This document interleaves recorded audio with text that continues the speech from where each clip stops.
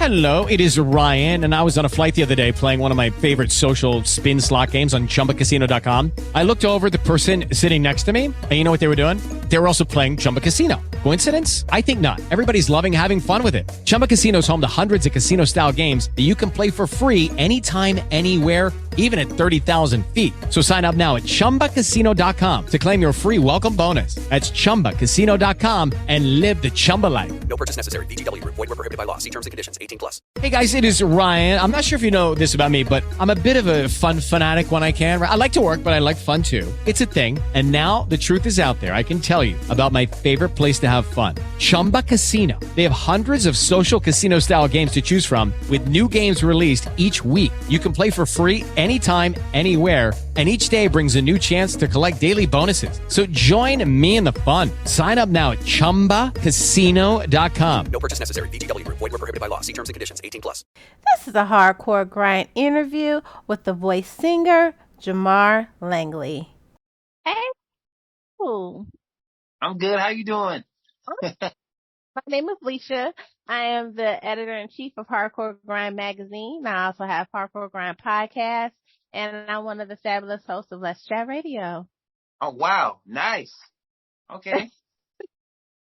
Listen, I don't know about nobody else, but Hunty, you took me out with your rendition of B.B. King's A Thrill Is Gone on season 23 of The Voice. Tell us a little bit about how it all started. First of all, let me say it's an honor to be amongst you guys, taking time out of your day to come and listen to little old me talk a little bit. I appreciate it so much. But I'm from Andrews, South Carolina. I was pretty much born and raised in the music. I mean, literally since birth. I really want to say the first time I heard singing was probably in my mom's womb, to be honest. Like, true story.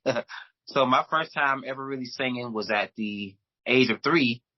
And, it was something that was in the household because we didn't grow up with much. We didn't have the likes of having a lot of stuff. So outside of music, really, we were taught life lessons like, to love, affection, and loving your brother, loving your sister, loving your family, and loving what you do. So from the age of 3, it all started from singing in church and, singing like for a little 4th of July. And just my mom used to always put my talent on display some way, somehow. She would always just put me in front of something. I don't even care if it's like my aunts and uncles. It's like, hey, she used to be like, you got to practice because one day you never know. You have to sing in front of a lot of people. So from the age of 3 to about 10, I started picking up keyboard, and really I started really playing at the age of about 12. The first person I ever saw play was one of my actual brothers. And so honestly, all of the inspiration through everything has come from basically family. So the keyboards came from him. And then later on, through watching my dad play guitar when I was old enough to actually understand that it was a guitar, once I got 11, 12-ish, I pretty much picked the guitar up and really started writing more music. So by that time, I'm just getting out of high school. I've gone through middle school and high school. Where I'm from in the little country, everybody wants to play a sport. Like I'm in basketball, I'm running track, I'm playing soccer. I mean, I was even on the little newspaper club. I was just always involved, but I always knew that singing was something I wanted to do. And I've always had this little thing, the shyness or not knowing if I'm going to be like good enough, even though I know I'm sounding good. But I guess I was comparing myself to people who weren't really there yet. Like just looking at all the greats on TV, looking at all the greats that, that you see every day and that you hear every day. And I'm like, okay, I'm from Andrews, South Carolina, man. Like, what are the odds of me ever pursuing music for real? Like, I feel like this is like, I'll end up at best maybe singing for somebody's wedding or being that guy that can sing happy birthday for people from around the way. But it wasn't until I was old enough to really change my thinking. And my thinking really changed when I had my daughter, which was at the age of 22. And when I had her, I had a job. I did the traditional thing, getting a job, wanting to provide, make sure that she was good, make sure I'm not just some absent father out here, just making sure I'm doing what I have to do. But deep down in my heart, I knew that music was going to be the way that I give her the life that she's going to have, and she wouldn't have to really grow up in a rougher upbringing like I did. She don't have to have so many struggles and be unsure of something that she's really good at. I want her to be sure that she can be good at something through seeing me being successful at something. So around that time, I had a nice job, but honestly, in about 6 to 7 months, I went to HR and told them that, hey, I'm going to have to wrap it up. It's time for me to follow my dreams. And lo and behold, they didn't say much. They were just really rooting me on because, again, people really don't push for the dream. They kind of have a talent and it kind of goes but so far. So honestly, I left there. That same night, I told my parents the same thing.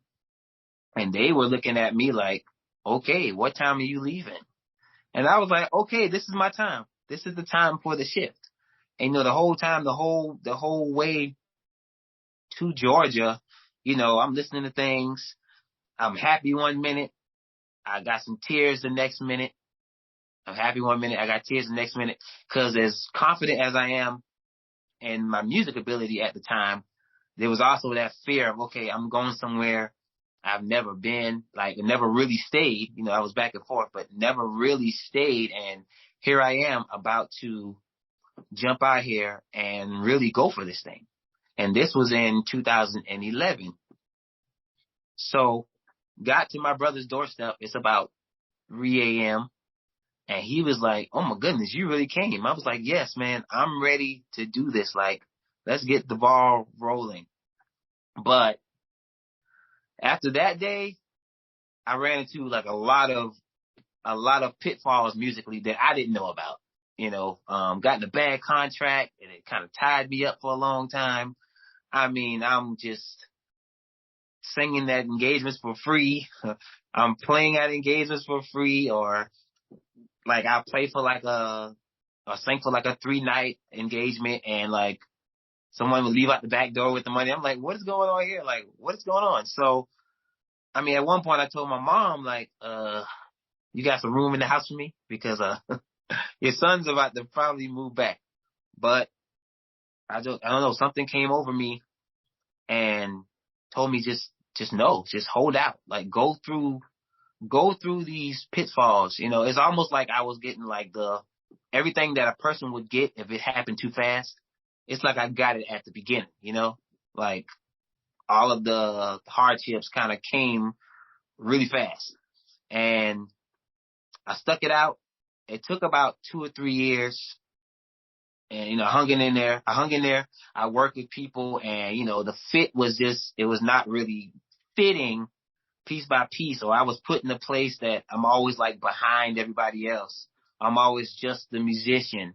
I'm always just the guy that they call for artists, they don't call me for the big plays. They call me for the smaller things, and kind of leave the big things to themselves. So I was just caught in all those situations. So it wasn't really until about 2014, 2015 is when I stumbled across what was noontime. Well, it used to be noontime. They had another name, but I went into this little room and I saw this dude in there going crazy on these tracks and these beats.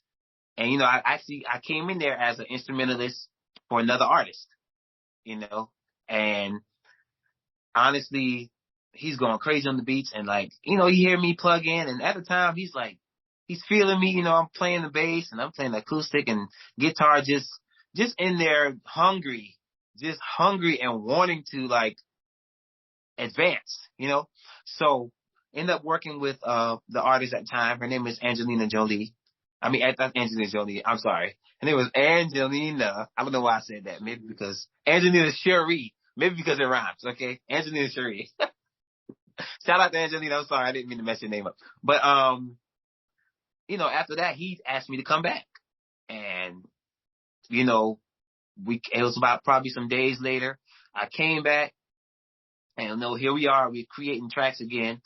And, like, man, I don't know how I'm not sure to this day how I got to sing to him. But some way, somehow, we ended up recording, like, our first song. And he was like, bruh, you are not just a musician. You're an artist. What are you doing? Like, what's your situation? And I'm like, man, I'm just out here grinding, man. Like, I'm just trying to find my way into the music in a way that I could feel established so that I could, you know, feed my kids and, like, really progress this thing. So he was like, come back. So we just kept working. I mean, record after record, we were just putting them out. Next thing you know, we have 5 or 10 records done. And we just kept working from 2015 to now. But, you know, some things happened there. He ended up getting signed to Nicki Minaj, which I was like, wow, amazing. And the thing that stuck out to me, the most, and I'll never forget this, is when he wrote me on Facebook. I congratulated him. He wrote me on Facebook and was like, bruh, give me about 2 weeks to a month. I'm going to call you. Be ready to come to the studio so we could work. I'll never forget that message. I probably still got it on my Facebook when I congratulated him. And lo and behold, man, 2 weeks to a month later, he called me. What you doing, man? What you got going on today? Man, I ain't got nothing going on today. Pull up to the studio. And we came in and we created what is, like, now today, like, my singles. We've to date created hundreds of records together. And he's been, like, the vehicle behind from 2015 to now. Like, he's been pushing, not only pushing the narrative of me as an artist, but pushing me as a person as well. And not only just saying it, but, like, just put whatever he was saying, he was, like, really backing it up. Like, and I found myself in situations working with people such as Zanique, T.I. and Tiny's daughter. I was able to co-produce, co-write for her. Beja Rodriguez, from the OMG Girls, was able to work with her. A lot of, rap artists such as Bloody J and Joe Green. And, like, he just kept putting me in positions to win. And I feel like that right there started to build the catalog of more of a winning season or a winning reputation within myself. Cause I'm like, okay, big or small, like, every room I've ever been in with this guy, with my boy Jay Reed, every room I've ever been in with him, it's been, like, there, like, and he's been, like, he's put the talent on display, man. He's put me in positions to win. And I feel like I adopted that same attitude just being around him because, again, where I'm from, there's no one to cling on to that in that capacity of music, you know. So I'm looking like, okay, man, what's next? So we were working, and I'm able to release my one of my bigger singles of today, which is Highlight Girl, that currently has a video. It has about 200,000 streams on YouTube, and it has about, overall, between all of the media and music platforms, almost 1 million streams. It's been streamed almost 1 million times. And for some, they would say, well, that's not 1 million on one platform. It's 1 million. Okay, like, I came from 0 to 1 million streams. And it's like, I did it with, you know, someone that believes. And we did another single, which was Feel Good. Again, you know, 600, 700,000 streams and a video with about 220 streams on it. And I was able to do a whole album, a whole album In My Dreams that's out everywhere with this guy, on top of, I think, about 50 plus songs on Apple Music that I'm a part of, that I've been able to co-write, co-produce, 50 plus. And some people still haven't even released the music we've worked on yet. And like, this is so mind blowing to me, because at this point, it's proven that not only do I have a talent, like, I'm surrounded by the right person. It's not necessarily a clan of people. I'm surrounded by the right person that's like saying, hey man, get up, let's go, let's get it. And through all of these singles, through all of these songs, it helped me grow as an artist, in not just the music, but in character, and knowing how to grind it out, and knowing how to be patient, and knowing how to wait on things, because as much as we would want that hit song to come out, it may not be time yet. And, you know, like, I learned a lot through just being connected to the right person.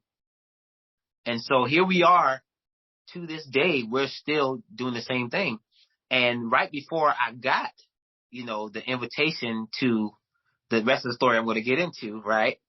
Like, we were just literally, I mean, man, from manager to wardrobe expert, social media manager, we're just figuring it out by ourselves. Like, we're going for it. Like, you know, every avenue. I mean, I've been at the Mall of Georgia out there singing, just out there randomly singing. We've been in front of buildings singing. I've had venues at restaurants where people had to hold a mic for me, and I had my guitar in my hand, and like, people walking by, and I'm out there singing, just singing my single like I'm at a big concert, like 10,000 people. I've been to places where it was dark out. I was like in the hood, okay? Like, when I'm singing my single on stage, and like, we're just right there, like, grinding it out. So many places that we've been. And so even when we had the actual release party for the album, it was like, it's such a big moment for me, because I'm like, man, when I think back on all these videos of us grinding it out and all of the things we did, despite of, we didn't make any excuses. Hey, we didn't have a plug. Okay, well, okay, we don't have a mic stand. Cool. Okay, I'll sing it a cappella, whatever it takes. I'll sing with the track. And it's like, those moments are much greater when they come. And here we are, still grinding it out.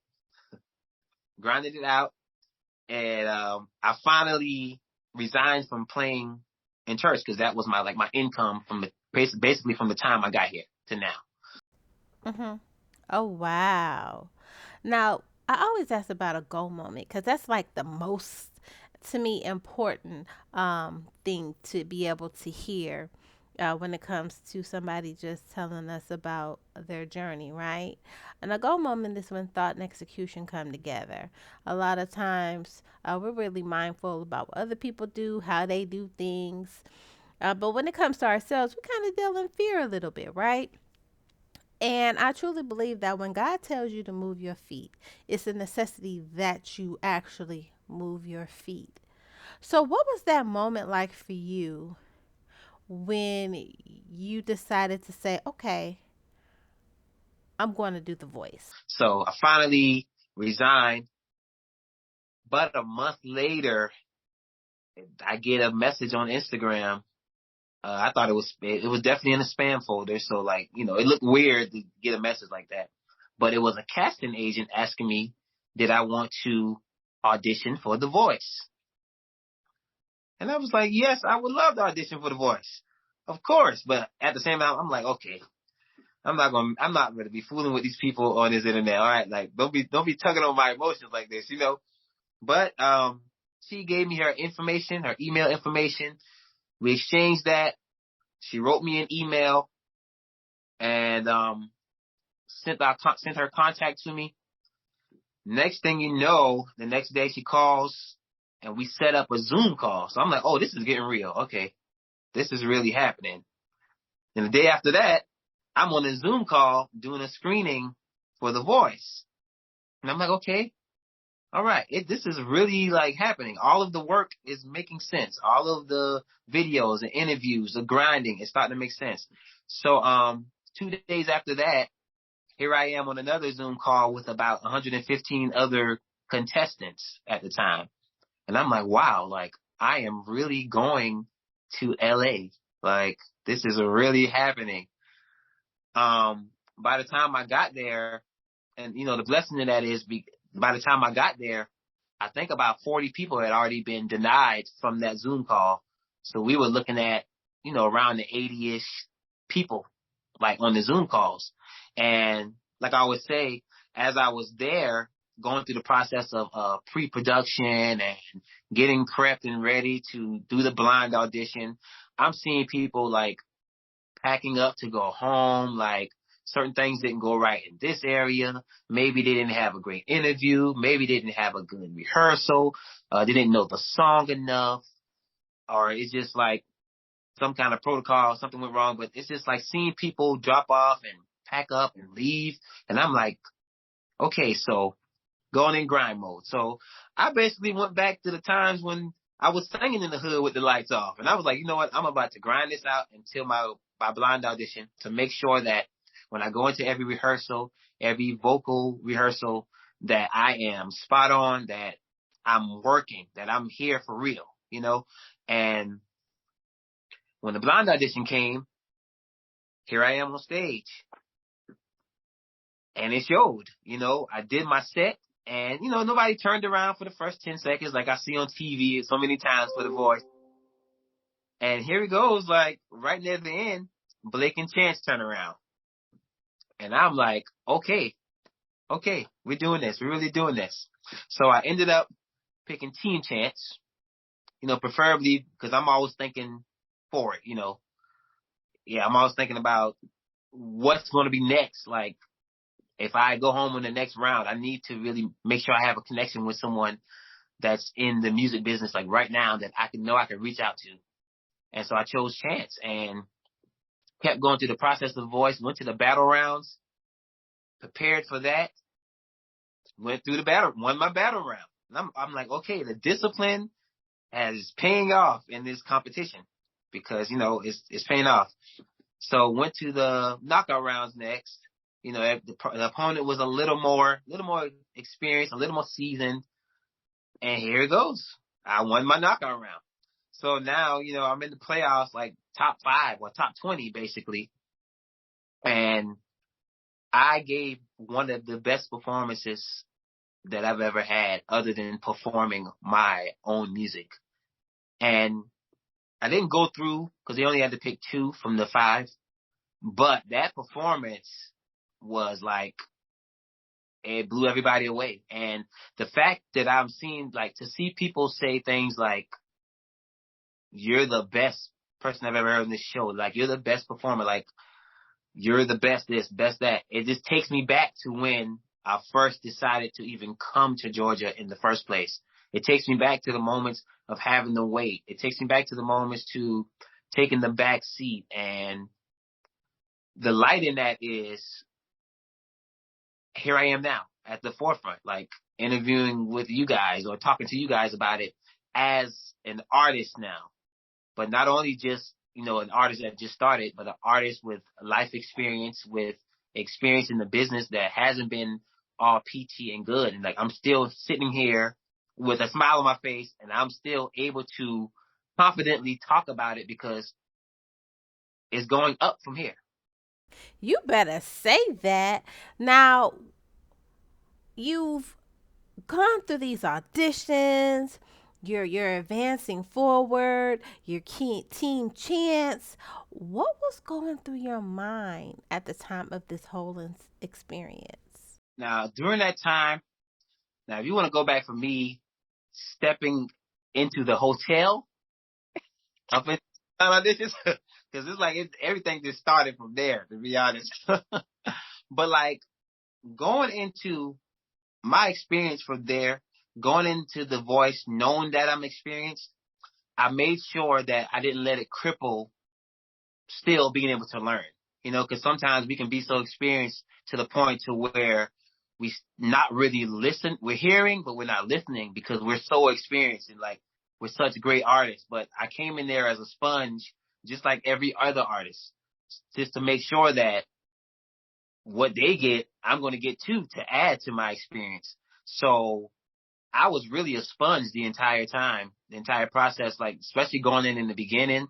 And although like dealing, like I said, with pre-production, I've shot videos and did interviews, so I was well versed in production, but I was still soaking in things that I could do moving forward in production. Certain ways they shoot certain things. I'm like, okay, I'm going to be shooting videos in the future. Let me soak this up and let me be great and experienced in it, but let me also be a student too. So through that whole entire experience, I was like an experienced student, if that makes sense.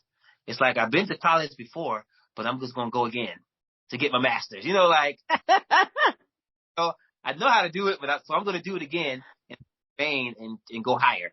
So that's the way I looked at it, and that's how I took that experience as really yet another learning curve to get me to the next level. Let me tell you, honey, when you broke out with The Thrill Is Gone, listen, baby. Come on. Oh, right there. Oh, my gosh. Listen, like B.B. King, you had that sophisticated style, that voice was electric. You was giving them everything. How does your creativity flow? My creativity flows, well, let's take The Thrill Is Gone by B.B. King, right? I'm a believer in paying tribute to people's songs that I sing. So my creative approach is always to like pay tribute to the person's song at the beginning, at least. That's the least I could do on national television for this person's song. As much as I want to be runny and rifty and the thrill is going away, like do all of the fancy smashy stuff at the beginning, I'm like, no. We're going to give him a little BB King. We're going to bring it, we're going to ease it in. So creatively, I like to tell a story. And I like to build a narrative through that story, even if the story is already written. Because, B.B. King's Thrill Is Gone is clearly a song that's already written. Every song I sung was. But how can I convey my story through B.B. King's song without messing B.B. King's song up, So creatively, I'm looking at it from, I want to break it down, and I want to join my playing with BB's tone quality at the beginning. And as I get into it, and when the music, you heard how the music started coming in at the first verse, I can kind of open up and kind of show a little bit more of me, but give that whole segment to BB. And then when it turns around, I said, band, come on, let's do it this second verse. It's time for the Jamar to step in, and creatively, I just like to build. It's like a building blocks. Like I told them, it's like going on an airplane ride. The airplane don't just jump. It doesn't jump in the air. It goes like this, it eventually gets to the top. And so every creative approach to me is to start taking off. When I get in the middle, take them all the way there and settle in at the top. And, whether I end big or end with a bang or end on a softer note, which with BB King, it was more like a big bang. So it's like I ended like, baby, now the thrill is gone. And then I had the nerve to get off the mic and run in front of those coaches and do a guitar solo, and I jumped in the air and I put up the voice on. So like I took it all the way there. So creatively, I'm always looking at the song that I'm singing and like I gauge it and I break it down into like steps so that it makes sense, so that it tells a story every single time. I love it. Yeah. But a black man that can write is powerful. Wow. What does that power mean to you?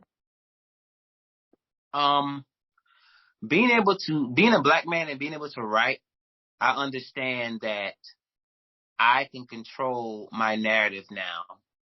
I could tell a story from my perspective, from my mind and from my own heart that could actually make sense. Because in writing music, honestly, just being able to have the power to think of words and put them together, and not only think of words and put them together, but also being able to fluently play as well, it's like a superpower for me, and I make sure that I use that power wisely because it is a power, which means with power, there's influence.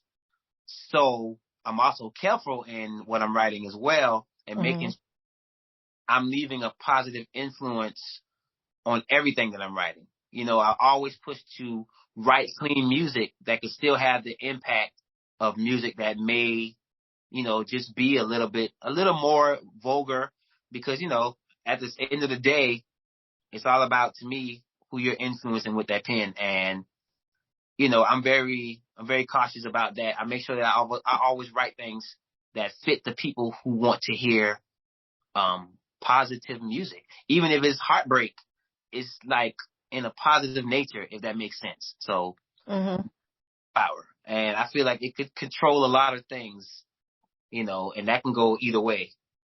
But I make sure that it's on the up and up when it comes to me, to be honest. Absolutely. And I like that what you said, because music can heal and inspire all at once. It puts listeners in such a dynamic trance for hours and hours. Now, as an artist, what is the biggest lesson you've learned throughout your journey? As an artist, the biggest lesson that I've learned is to really trust the journey, trust yourself, trust your ear, trust that when you pray and ask God to give you something, that He'll give it to you the right way. Trust the situations and also be mindful of the situations as well. But like you could pretty much tell when a situation is going to be good or bad, because throughout this journey, I could tell when situations were not as good, but because I wanted to be in the room so bad, like I just chose to kind of stick around. And so I kind of get the consequences of that person sticking around. Even though I'm a nice guy, positive guy, I'm just in a negative moment. So it's like I get whatever my environment is giving me. So I would say, that's my biggest thing, is just really trusting in yourself and trusting in what you're creating. That's the biggest thing that I've gained from this journey. And I feel like I know that apparently it has worked for me because, I've seen a more positive light, even though I'm still grinding to go up there. It's in such a positive manner, and it's working every day, even if it's one by one, message by message, follow by follow. I can say that it's working. I love it. I love it. Now tell me, what's next? We got coming up next is my single, which we're currently, we're putting it together. We're getting it all together. We're also putting together a meet and greet here in Atlanta. And, I want to meet everybody personally, too. I think it'll be a beautiful occasion. And I'll also probably be playing some music from my upcoming album as well to share some music with y'all. And I'm going to do like a little mini tour in South Carolina. So we're setting that up as well, starting with my hometown of Andrews, South Carolina. So listen, no date is put off. If you can make it, all right, come on out. Absolutely. I love it. I love it. Now you're going to let us hear a little something before you head out, right? Yes, I am. So, okay, let's sing some Smokey. I think it'll only be right to sing to Smokey. Let me sip some water, okay? All right. Baby, let's cruise away from me here. All right, come on. Don't be confused. No way is clear. And if you want it, you got it forever. This is not a one night stand. No. Ooh. Let the music take your mind, your mind, your mind. Just release and you will find that you're gonna fly away. Glad you're going my way.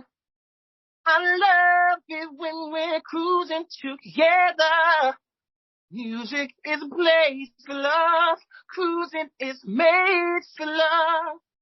I love it when we're cruising together. Cruise.